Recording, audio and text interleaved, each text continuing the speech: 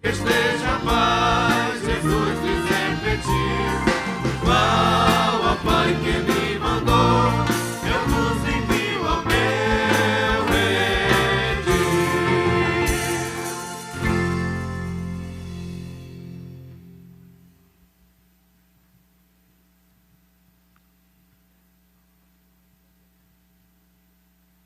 Glória a Deus no mais alto dos céus.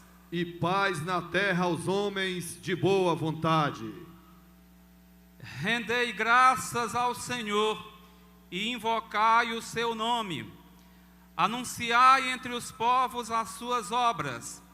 Gloriai-vos em seu nome santo. Alegre-se o coração dos que buscam o Senhor. Lembrai-vos das maravilhas que ele fez. Fomos convidados por Deus e por Padre Dom Jacinto para celebrar o seu jubileu áureo de ordenação sacerdotal. Convite feito, convite aceito. Deus nos deu a graça de estarmos aqui. Tenho uma lei particular: não fazer homilias, e essa nem vai ser homilia, vai ser de sermão para cima, em celebrações especialíssimas, caso dessa de hoje, diante de bispos e alguns padres. Tenho sido fiel ao propósito. Esta é a segunda vez que se abre uma exceção. A primeira foi em 1993, na visita da imagem peregrina de Nossa Senhora de Fátima, nesta paróquia, por ocasião das celebrações dos 25 anos da criação da Diocese de Bacabal. Confesso que falar agora, especialmente diante dessas cabeças solideusadas, fica bonito, né? Tudo roxinho. Incluindo o meu bispo diocesano, Dom Armando. Cabeças essas todas ungidas com a máxima abundância dos dons do Espírito Santo, provoca-me frio na barriga. Para este momento, minha primeira reação foi calar, fugir, esconder-me, não dar resposta. A resistência foi quebrada porque é tempo de jubileu. Jubileu não é para calar. Pelo contrário, fareis soar o chofar. As citações bíblicas que faço são da Bíblia da CNBB. Para nós, trombeta berrante, para nordestinos. Farei soar o chofar por toda a vossa terra. Recorri ao Evangelho segundo Lucas, no relato da entrada de Jesus em Jerusalém. A multidão dos discípulos, cheia de alegria, começou a louvar a Deus em alta voz. Do meio da multidão, alguns dos fariseus interpelaram Jesus: Mestre, repreende teus discípulos. Ele, porém, respondeu: Eu vos digo, se eles se calarem, as pedras clamarão. Pensei também no apoio de alguns amigos. E fui ao Salmo 40. Anunciei tua justiça na grande assembleia. Eu não fechei os meus lábios, Senhor, tu o sabes. Não escondi tua justiça no meu coração. Tua fidelidade e tua salvação eu proclamei. Não escondi da grande assembleia a tua misericórdia e a tua fidelidade. E ainda ao Salmo 51, Senhor, tu abrirás os meus lábios e a minha boca anunciará o teu louvor.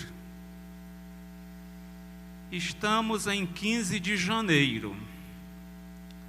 Foi de 1972, teve até chuva na primeira parte do dia, para fazer uma memória mais atual daquele dia lá. Ali foi ordenado presbítero na diocese de Bacabal o padre Jacinto Furtado de Brito Sobrinho. Pela graça de Deus, alguns que estiveram lá há 50 anos atrás continuam hoje aqui. Naquele tempo, as ordenações sacerdotais nesta diocese não eram frequentes, como as visões do Senhor em Silo, na Terra Santa, no tempo de Samuel, sobretudo de padres seculares. Portanto, não nos furtemos a fazer com alegria e até com um certo orgulho memória dos grandes feitos do Senhor ao longo de todo este tempo.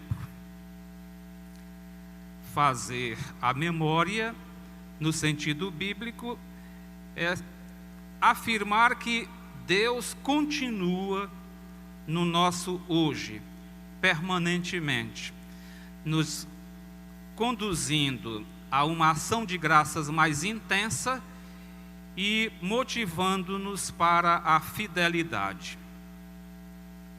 50 anos. Do livro do Deuteronômio nos vem esta prescrição sobre jubileu. Declarareis santo o 50º ano. O 50º ano será para vós um ano de jubileu. E é assim o 50º ano da ordenação sacerdotal do padre Jacinto, com quem e por quem damos graças ao Senhor. Então,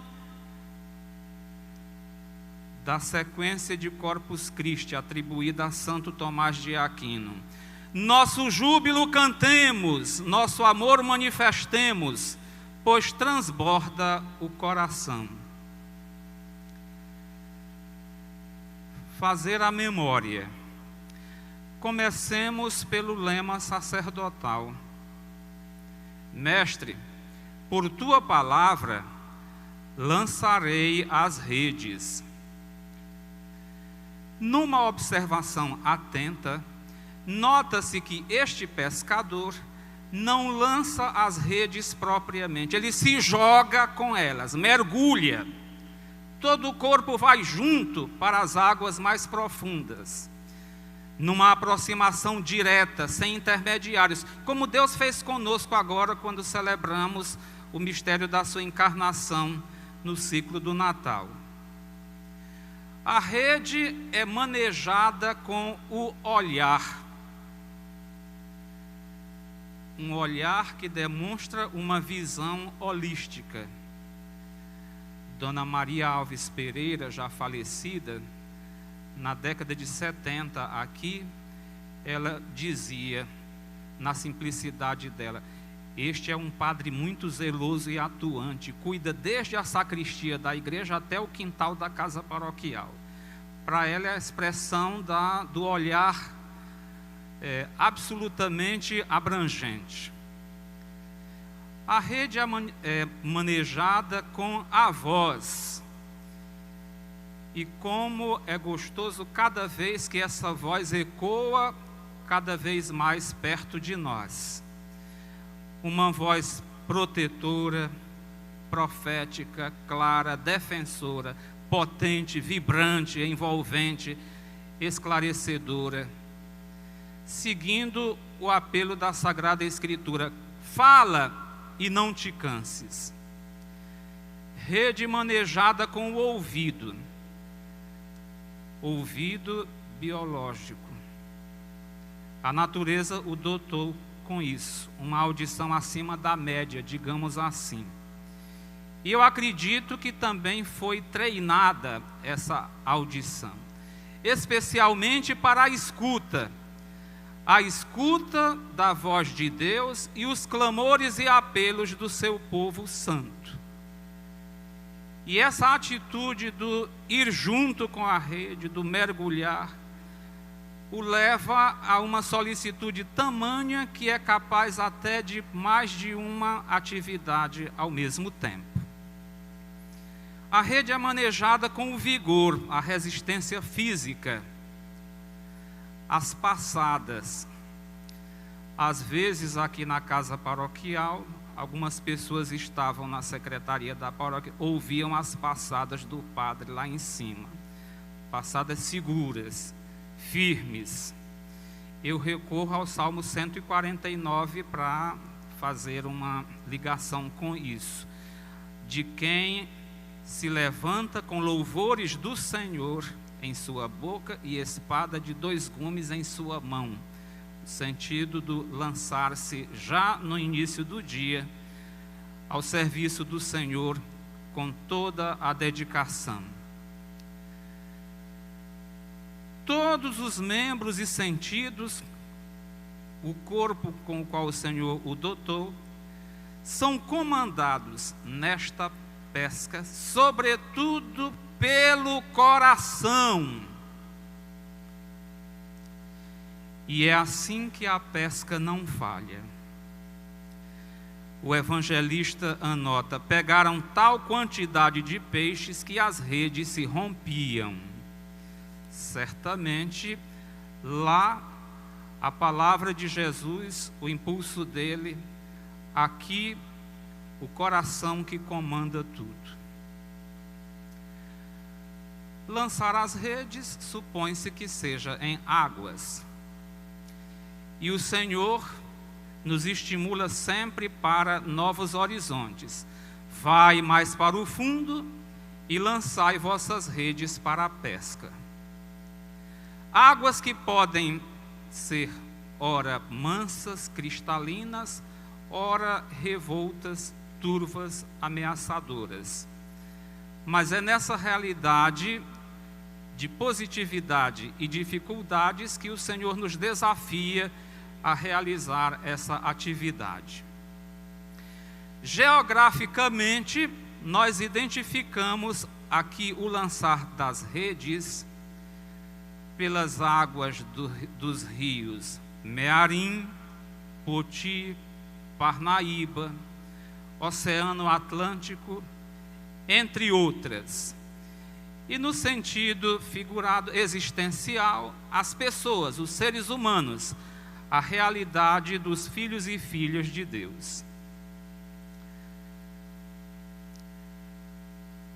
Quero aqui pedir a paciência daqueles que não são pedreirenses, porque os que o são sabem perfeitamente disso. Não estou falando de novidades, nem as saberia dizer, mas como Deus nos toca através do seu pastor.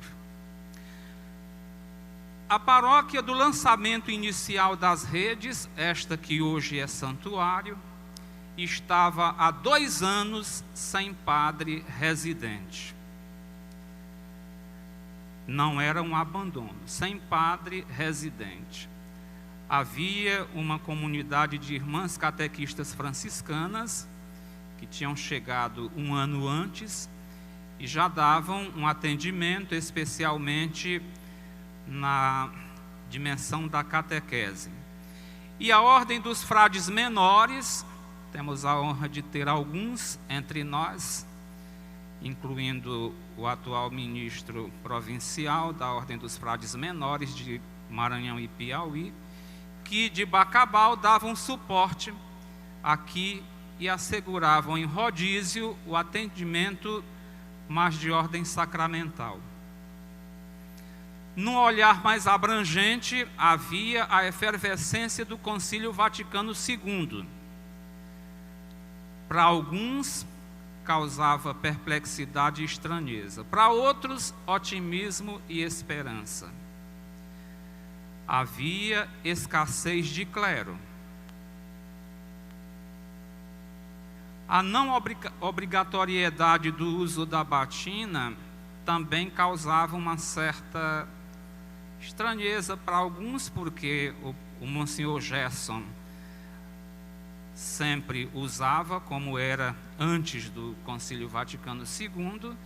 O novo padre já chega sem a sua, aliás, veio usar a primeira batina aqui nos 10 anos de padre. Então, essas coisas simples assim, mas às vezes causam um pequeno impacto na vida dos fiéis. O concílio também levava positivamente para a missa celebrada em vernáculo, impulsionando a igreja para fazer-se mais presente no meio do povo. Mas para alguns, repito, isso ainda causava estranheza, porque eram tempos que estavam se abrindo ao novo. E, no sentido extra-eclesial, sofrimentos que impactavam o povo, certamente, advindos, por exemplo, da ditadura militar, advindos de conflitos agrários, especificamente nessa região aqui da Diocese de Bacabal, para citar só alguns exemplos. Mas, diante dessas águas todas, o pescador não se amedrontou e se lançou, como já disse, com esse corpo todo, a jogar sempre mais as redes e em águas mais profundas. Ainda dentro da igreja, naquela época havia também as polarizações. Por exemplo, às vezes se dividia o clero, padres e bispos, entre os progressistas e os conservadores. As pessoas, algumas eram muito arraigadas a uma defesa de tradição, família e propriedade, mas às vezes essa defesa não era pautada pelo Evangelho, pelo desejo de construir o reino de Deus. A própria liturgia era vista com suspeita.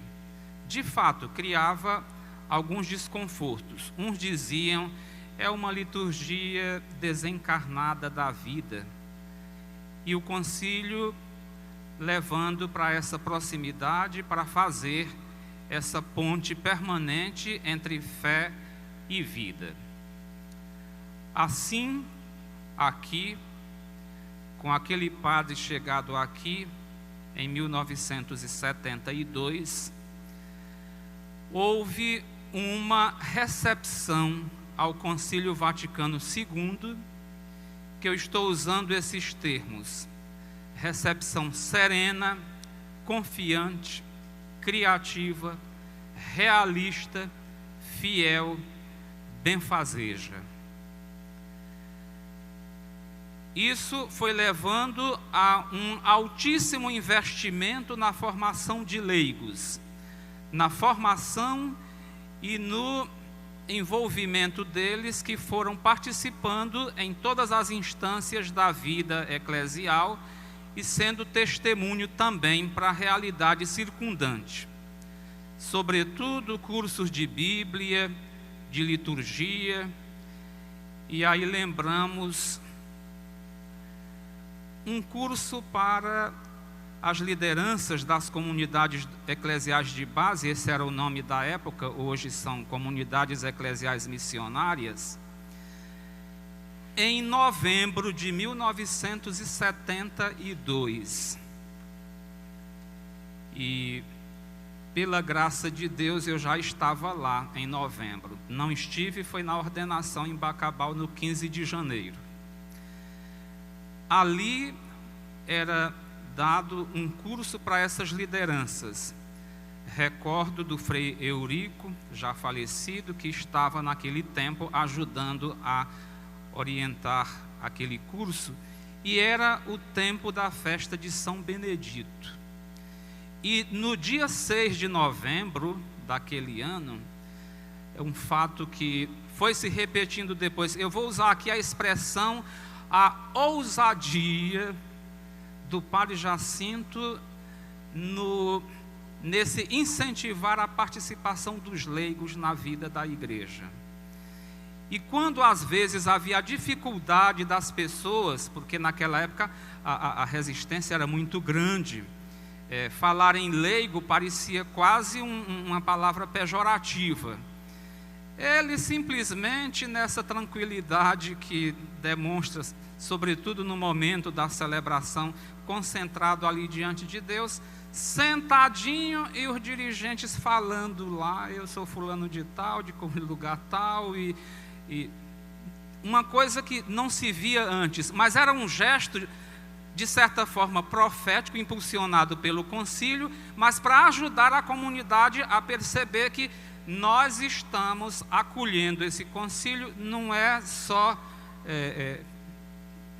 na aparência, é algo realmente para valer. E assim, nesse trabalho, nessa formação, cursos de Bíblia, liturgia, outros, então foram aparecendo os peixes, como a gente ouviu no Evangelho. Apanhou-se tamanha quantidade de peixes que a rede quase se rompia. Aí foi aquela ampliação que nós conhecemos, nos setores, aqui na cidade, nas comunidades do interior, tudo com um acompanhamento persistente de primeira qualidade, em todos os aspectos. Repetiu-se aqui, ao longo desta caminhada, com essa efervescência da participação das pessoas, o que eu vou falar, lembrando do capítulo 13 dos Atos dos Apóstolos. Na igreja de Antioquia havia profetas e doutores, e missionários que foram enviados. Frei Pascoal Rota Capuchinho, frade Capuchinho, ajudou aqui naquele período, sobretudo nessa dimensão missionária. Recordo de uma semana missionária inicial, se não me engano, 1975. E ali foi quando a gente aprendeu a cantar: conto contigo, querido amigo, eu te ofereço paz e amor. E seguia então o cântico que ajudava a impulsionar os nossos pés, porque a mente e o coração já vinham preparados pela ação desde 1972. Seguiu-se a caminhada. Na época, alguns até diziam assim: a liturgia de Pedreiras é muito pomposa, parece que não tem muitos pés no chão, às vezes. Houve até quem comentasse assim: tu Jacinto, aquela hora, se referindo, por exemplo, ao festejo de São Benedito, Jacinto, a essa hora está naquela solenidade. Mas não era uma solenidade fora da vida. É a solenidade que nos faz antegozar o céu. Muitas pessoas comentavam isso quando era para começar aquela missa solene de São Benedito. Isso tem nos ajudado a continuar vencendo desafios e a continuar a celebrar os mistérios do Senhor com a dignidade que Ele merece. Ainda hoje, naquela época, o acento era mais celebrar desencarnado da vida. Hoje, há riscos da gente celebrar. Ora, a gente pensa em celebrar, sim, a Deus, esquecendo-se de nós. Outra hora parece que a gente se coloca na celebração e esquece que é Deus o centro de tudo isso. Mas aqui, de novo, consegue-se fazer esta integração. A celebração, de fato, ela expressa o que nos pede o Salmo 33. Cantai ao Senhor um cântico novo, tocai com arte, celebrai com arte e com júbilo. Por exemplo, os momentos fortes da vida eram especialmente lembrados. Tríduo Pascal, festa de São Benedito, outros eventos religiosos, por exemplo, cinquentenário da paróquia, centenário da festa de São Benedito, profissão solene de religiosa. Se não me engano, foi em 1978, irmã Maria Arone Howen, das catequistas franciscanas, a primeira que fez sua profissão solene aqui, nesta paróquia. E os fiéis ficavam, desculpa a expressão, inchados de orgulho de poderem testemunhar essas coisas que a gente não via antes. Ordenações presbiterais que foram surgindo ao longo do tempo. Isso feito com uma preparação intensa que envolve toda a vida, de modo que quando você chega lá no momento da celebração, você se sente perfeitamente integrado, envolvido. Eu costumo dizer que celebrar dessa forma é como quem está tomando um banho das coisas de Deus. Isso se consegue viver aqui. Outro aspecto que desejo realçar é a respeito dessa celebração do mistério de Cristo e da Igreja, em todos os âmbitos, em todos os sacramentos, mas especialmente na Eucaristia. A centralidade de Cristo e o Cristo eucarístico. Mais do que nas grandes preleções, das pregações bonitas,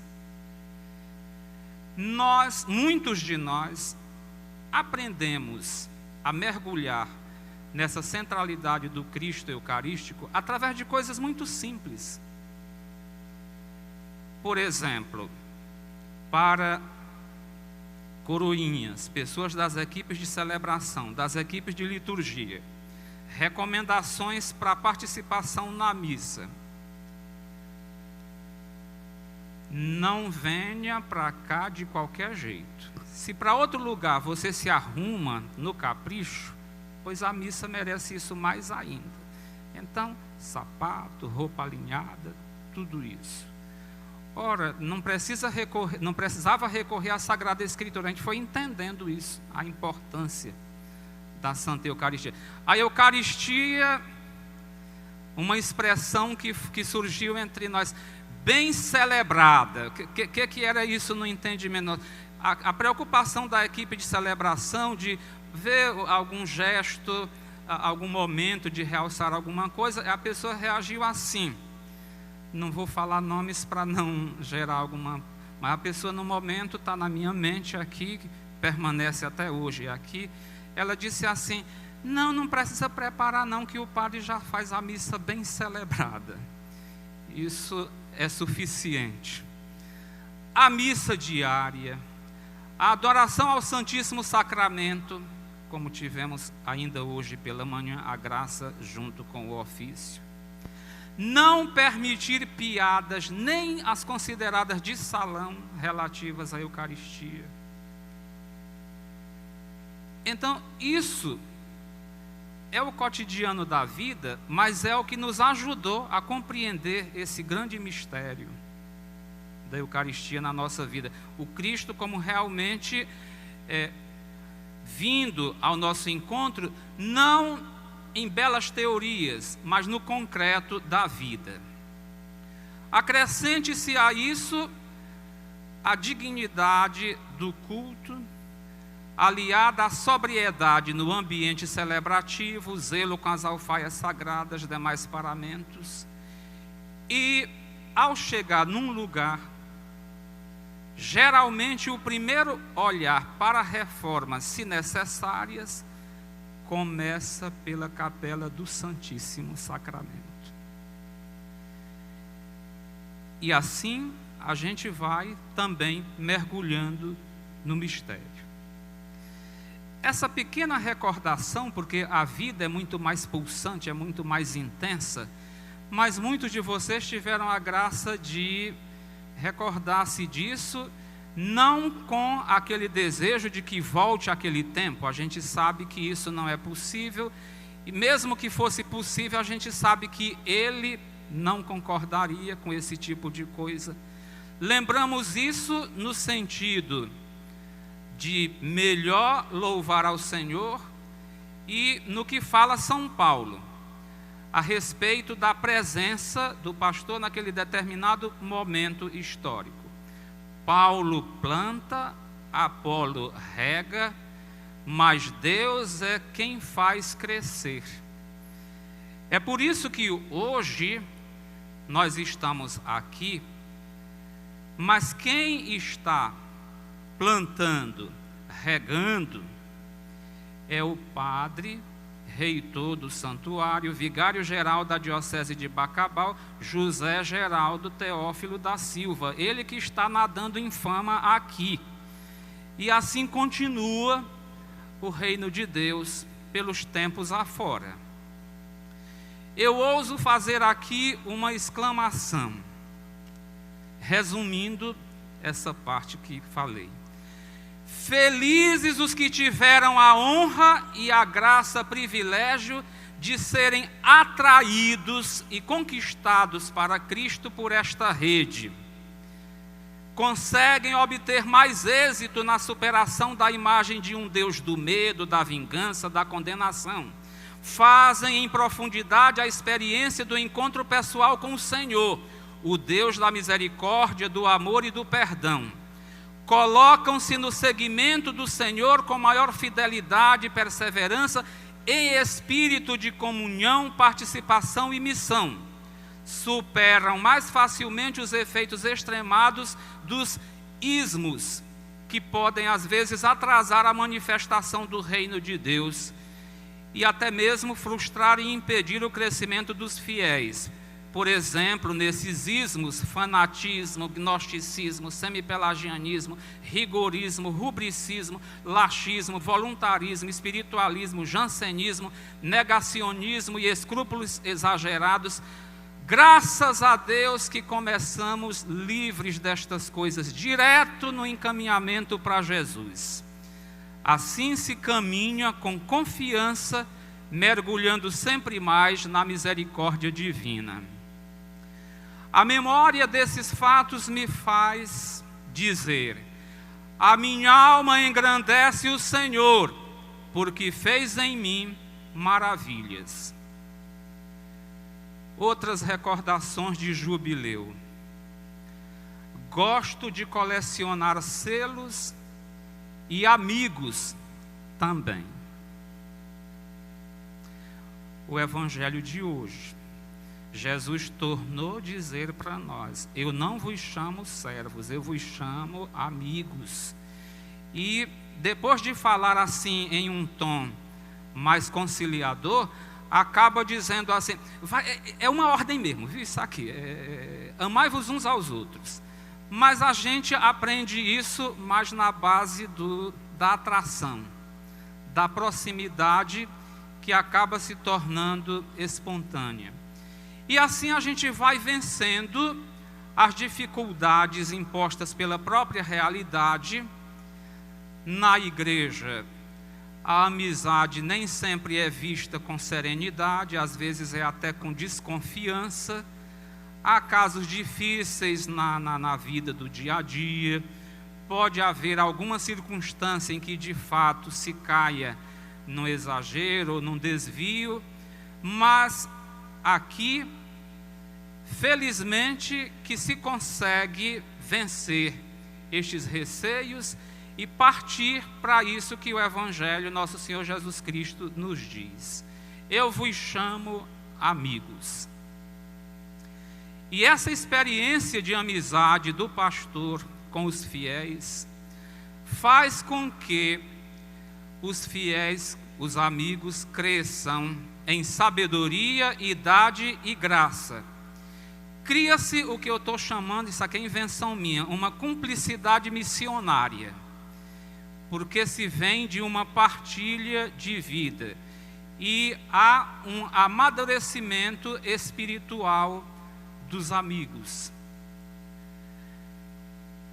Em 28 de fevereiro de 1974, foi a primeira vez que eu tive contato com a lembrança da ordenação e primeira missa do Padre Jacinto. E eu estou até com medo de dizer isso, porque ele vai pensar assim: ah, você nem olhou para o meu lema, foi olhar essa outra frase aí. Está escrito lá na lembrança, junto com o lema, por tua palavra lançarei as redes, estava aquela citação de um autor francês: faze que eu seja, Senhor, um ponto de encontro, sim, mas ponto de passagem. É assim que os amigos do Padre Jacinto, eu acredito que, se não unanimidade, mas pelo menos em grande medida, sentem-se verdadeiramente conduzidos a Jesus. Nenhum amigo para deleite próprio, todos encaminhados para Jesus, vivendo, como eu falei, a cumplicidade do seguimento a Jesus e a missão. Aqui eu faço uma analogia com o evangelho da Samaritana. Muitos samaritanos daquela cidade creram em Jesus por causa da palavra da mulher que testemunhava: ele me disse tudo o que eu fiz. Os samaritanos foram a Jesus, auxiliados pela palavra da mulher. Depois que fizeram a experiência com Jesus, passaram a dizer: já não é por causa da tua fala que nós cremos, pois nós mesmos ouvimos e sabemos que este é verdadeiramente o Salvador do mundo. Esse é, na minha opinião, o grande diferencial dessas amizades, é conduzir verdadeiramente para Jesus. E fico pensando aqui que esse estilo de seguir a Jesus na base da amizade deixa em nós um DNA de sinodalidade.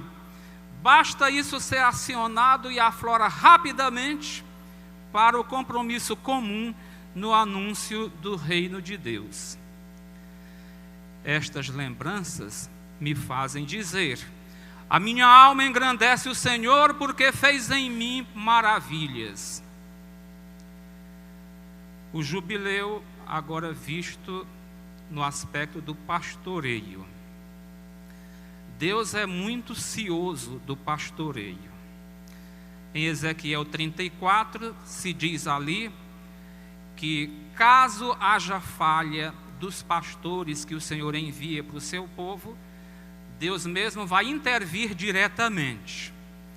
E a promessa que vai se tornando sempre realidade do profeta Jeremias: vou dar-vos pastores segundo o meu coração, que vos governarão com conhecimento e inteligência. E o Papa Francisco vem acentuando que pastores para a igreja de hoje devem ter cheiro de ovelhas. No mandato apostólico de Dom Jacinto para a Arquidiocese de Teresina, estava escrito lá: irmão, és verdadeiramente perito em pastoral. Como se adquire o cheiro das ovelhas? Nós aqui sabemos de um modo muito simples, muito tranquilo, e a gente fica muito feliz com esse jeito. A proximidade, visitas e mais visitas, sejam solicitadas ou programadas, não programadas, gratuitas, gratuidade do encontro, refeições nas casas, às vezes após a refeição, a cesta, o acompanhamento direto das pessoas, sem distinção, em todos os níveis. Aqui não tem história de dizer: olha para fulano, não olha para mim, olha para tal classe, dá as costas para aquela outra. Não é assim. A solicitude pastoral, que se expressa de inúmeras maneiras: escritos que se tornam não um deleite cultural, mas uma forma de alimentar solidamente a piedade dos fiéis, que assim que começou a renovação do concílio, se olhava para essa religiosidade popular com desconfiança. Em vez disso, este pastor procurava dar o alimento seguro para que a ovelha caminhasse bem alimentada com toda a propriedade. A solicitude pelas pessoas é tamanha que, em alguns casos, esse pastor antecipa-se ao pedido de socorro da ovelha. Como diz no Salmo da Sagrada Escritura, a palavra nem chegou na minha boca, o Senhor já sabe o que é que eu estou querendo. Então, também acontece nesta solicitude pastoral. Acompanhamento, acolhimento, estímulo às mais diversas expressões pastorais. O abraço tão bom, tão gostoso, né? Mesmo que às vezes Covid e outras pandemias recomendem distância, ainda assim encontra um jeito de estar em contato permanente com as pessoas.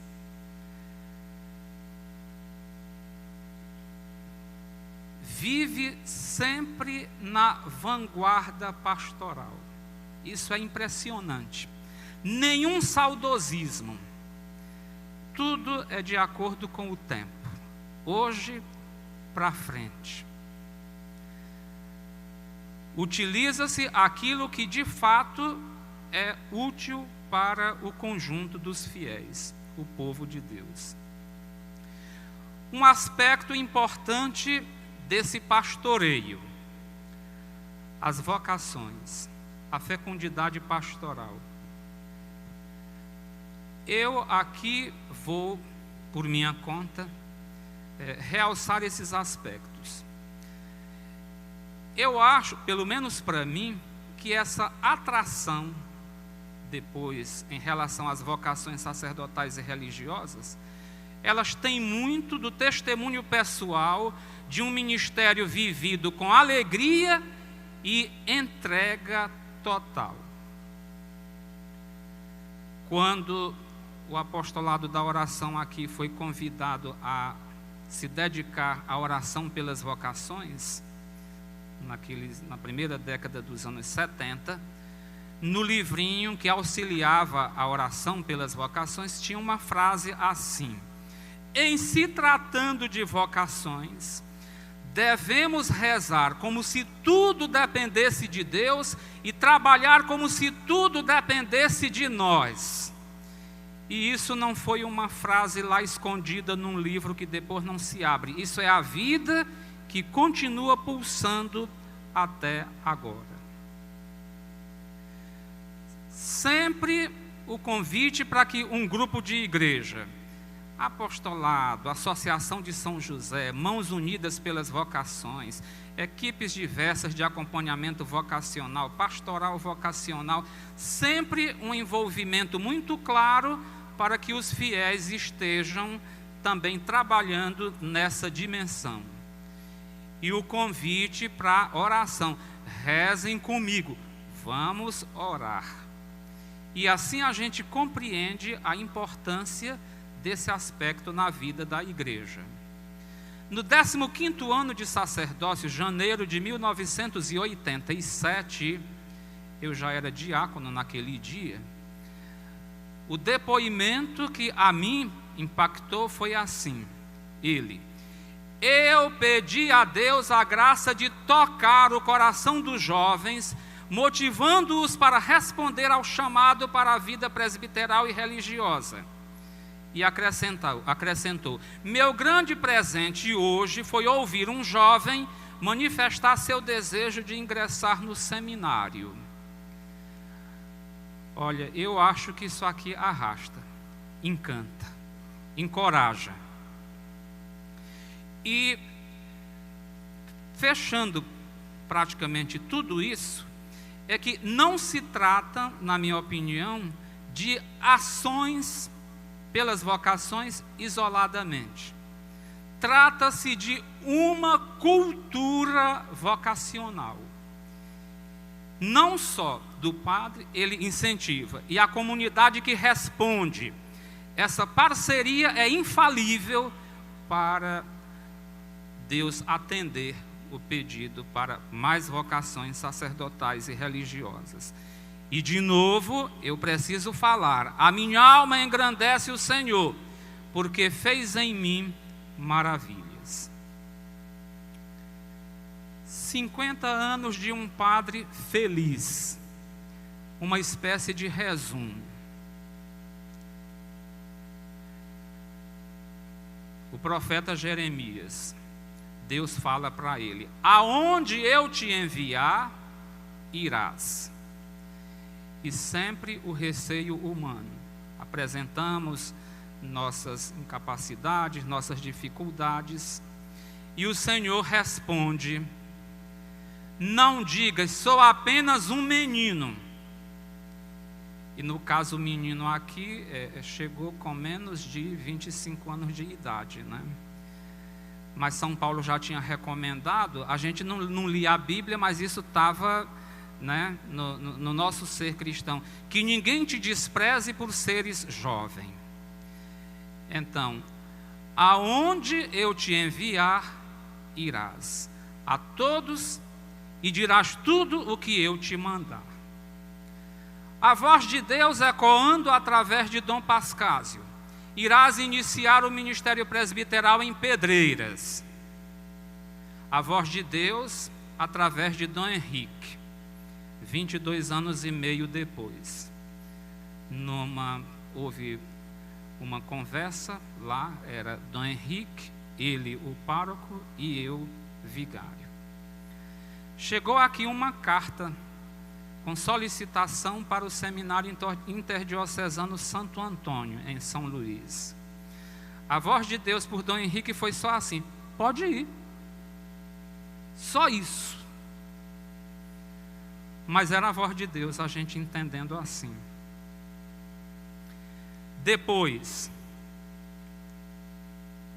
a voz da igreja, o Papa, através da Anunciatura Apostólica, com a intermediação de Dom Paulo Ponte. No Ceará, em Crateús, a sé está vacante. Irás para lá. Novamente a voz da igreja: irás para a Arquidiocese de Teresina. E assim vai. Aonde eu te enviar, irás. E nesses lugares todos, e tantos outros, como é a presença desse pastor? Vou de novo recorrer à Sagrada Escritura, ao profeta Elias, no Monte Horebe. Elias, que fazes aqui? Elias responde: estou ardendo de zelo pelo Senhor. O Senhor pergunta de novo: o que fazes aqui, Elias? Ele responde: estou inflamado de zelo pelo Senhor. E nós fazemos aqui a paráfrase: e tu, Jacinto, que fazes em Pedreiras, no Seminário Interdiocesano Santo Antônio, em São Luís, na Diocese de Crateús, na Arquidiocese de Teresina? Eu acho que a resposta é idêntica à do profeta Elias: eu estou ardendo de zelo pelo Senhor, estou inflamado de zelo pelo Senhor. E pode acrescentar com o apóstolo Paulo: quanto a mim, de muito boa vontade me gastarei inteiramente por vós. E ainda São Paulo, na mesma segunda carta aos Coríntios: com efeito, zelo por vós com o zelo de Deus, pois vos desposei a um único esposo, apresentando-vos a Cristo como virgem pura. E agora, de novo, a minha alma engrandece o Senhor, porque fez em mim maravilhas. Dona Inês Brito, no jubileu, que graça que Deus nos dá. A partir de 19 de março de 1972, esta paróquia acostumou-se à convivência com essa família. Muitas vezes a gente não percebe muito, talvez até por culpa do padre, eu sou um deles, em relação à família, ao contato mais direto, mais próximo com os familiares. Mas neste caso também temos um padre que não cai aéreo, mas que vem de uma família. E uma família que abraça junto a missão com um membro que é padre. Uma presença ativa e marcante, sem interferências. No Evangelho, chegou-se um momento em que alguém disse para Jesus: tua mãe e teus irmãos estão aí e te chamam. E era para sair da missão, para ficar como propriedade da família. Aqui, na minha visão, não foi assim que nós compreendemos em Pedreiras estas coisas. Tua mãe, Inês Brito, e teus irmãos, também entre nós, chegaram para te apoiarem e somar no testemunho do seguimento a Jesus e na missão comum de construção do reino. Isso acontecia especialmente no aniversário da ordenação sacerdotal, como hoje, na Páscoa, na festa do padroeiro, em algum outro acontecimento de destaque na vida da paróquia. Ao final da visita, claro, a visita volta para as outras atividades. O espírito da despedida. Nós, mãe, o pai, até quando Deus o permitiu, os irmãos, voltamos para as atividades próprias de cada um. Você continua aí, também em nosso nome, realizando sua missão nesta comunidade cristã, que também abraçamos como nossa família. E Deus aprovando tudo isso, tanto que agora o jubileu celebrado no ano da família Amores Letícia. O padre Jorge Melo costumava dizer que esses também são sinais dos carinhos do Senhor para com o seu povo. São Lucas anota assim: uma mulher levantou a voz do meio da multidão e disse a Jesus: bem-aventurado o ventre que te gerou e os seios que te amamentaram. Jesus gostou, e muito. Bem-aventurado.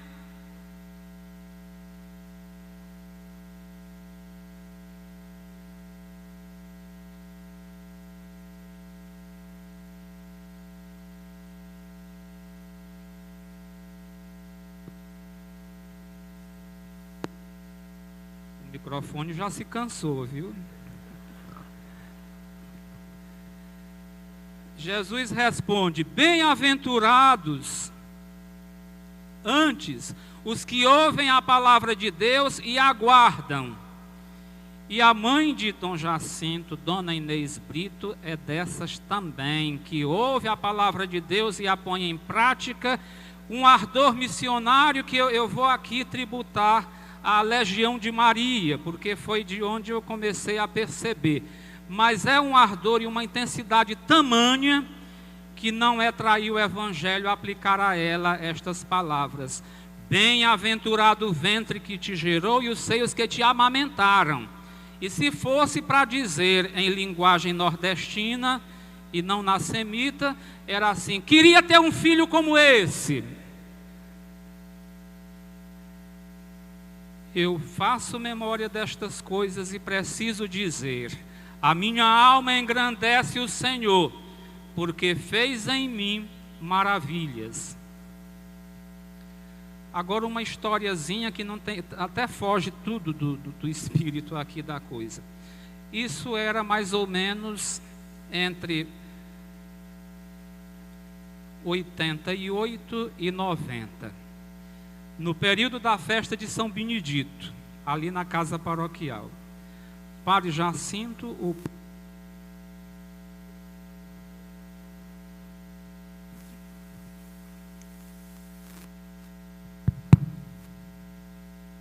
Padre Jacinto, o pároco, Frei André Otto e Monsenhor José Mendes Filho, primeiros de São Benedito, dos que a gente chamava antigamente ranzinzas, melhor falar fiéis, né?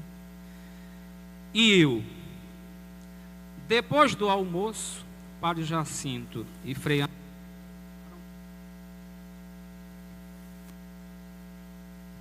se levantaram primeiro da mesa, era a sesta, que depois tinha confissões. E eu fui saindo mais atrás com o Monsenhor Mendes. Ele olha para mim com um jeito meio maroto, um sorriso, uma certa cumplicidade, e falou assim: ô cabecinha boa de uma mitra.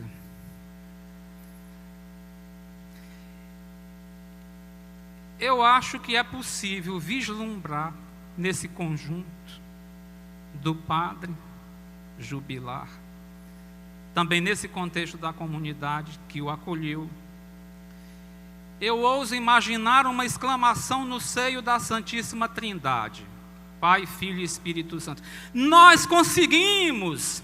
Ele, Jacinto, aceitou receber os dons e graças com que desejamos cumular os seres humanos, obras de nossas mãos, e tem feito frutificar um por um. E o futuro? A gente diz que o futuro a Deus pertence. Caso haja a pergunta, as respostas vêm assim. As leituras da missa de hoje. Nós não desanimamos do ministério que o Senhor nos confia. E o Evangelho, Jesus insistindo: continuem, meus amigos, para que a vossa alegria seja completa. Em relação às disposições humanas, recorro ao Salmo 92. O justo, porém, florescerá como a palmeira, e como o cedro do Líbano crescerá. Plantados na casa do Senhor, florescerão nos átrios do nosso Deus. Na velhice, que ainda não chegou, ainda darão frutos, continuando cheios de seiva e verdejantes. E o amor de Deus para o futuro. O Senhor afeiçoou-se a vós e vos escolheu. O Senhor vos amou e quis guardar o juramento que fez aos vossos pais. Ele é o Deus fiel. 1972, o amor de Deus. 2022, o amor de Deus. E para frente, ainda o amor de Deus que se afeiçoa de nós. E as atividades. Deuteronômio. O Senhor cercou-o de cuidados e o educou. Guardou-o como a menina dos seus olhos. Qual águia que desperta a ninhada, esvoaçando sobre os filhotes, estendeu suas asas e o levantou sobre suas penas e o carregou. Somente o Senhor o conduziu. É próprio do jubileu retomar vida nova, o perdão das dívidas. Que maravilha, né? Terminar um ano, começar o outro zerado, dívida nenhuma, como se fosse uma folha branca, de novo, para se continuar a escrever a vida. A promessa, ela é mantida. Quem, porém, perseverar até o fim, e foi isso que ele já pediu hoje, no momento, mas sempre pede, esse será salvo. Ao vencedor darei comer da árvore da vida. Será revestido de vestes brancas, farei dele uma coluna no santuário do meu Deus, e o farei sentar-se comigo no meu trono. Isso não é meu não, é do Apocalipse, viu? E o lançamento das redes continua. Essa rede está permanentemente consertada. sempre pronta para novos lançamentos. E a experiência dos discípulos com Jesus na Páscoa, São João. Estavam juntos Simão Pedro, Tomé, chamado Dídimo, Natanael de Caná da Galileia, os filhos de Zebedeu e outros 2 discípulos de Jesus. Agora, nós também nos colocamos nesse grupinho aqui, né? Nós também estamos nesse grupo dos discípulos de Jesus aqui na experiência pós-pascal. Simão Pedro disse aos seus companheiros: eu vou pescar. Eles responderam: nós também vamos contigo. Isso aponta para o futuro. E agora, que a boca se cale, para que o coração continue a falar.